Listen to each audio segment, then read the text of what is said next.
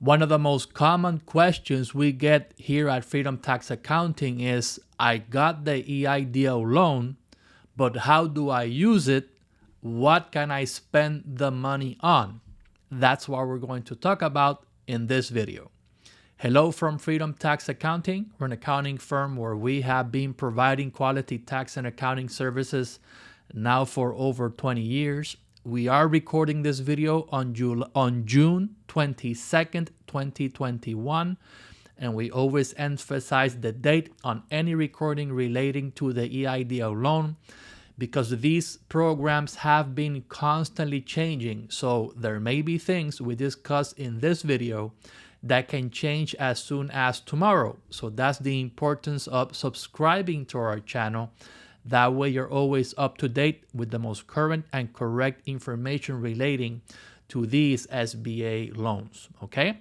Now, realistically, for all of you who got the EIDL loan as self-employed or independent contractor or through your registered incorporated business, you do have rules to follow because the SBA EIDL loan is a very good loan based. It's a 30-year loan, 3.75% interest rate. So the monthly fee is pretty low, but you cannot use the funds for whatever you want. You do have to follow certain rules. And actually, we had done a video in the past, and this is the thumbnail of that video, where we go into detail on how to use the funds. It's a very long video. It's like a 20 to 30 minute video, but we go deep and in with the specifics on how you can use the EIDL funds and the specific rules you need to follow. So we are linking this video right now on the top right of this video, and we will provide a link to this video we had done in the past in the description of this video, okay? Now remember, the EIDL loan does have a lot of rules, okay? So if you got the funds, that's good. But technically, you can only use the funds for operational expenses. You cannot use the funds to acquire new assets. You cannot use the funds for expansion. You cannot use the funds to pay off prior debt. And remember that the SBA says on the contract that they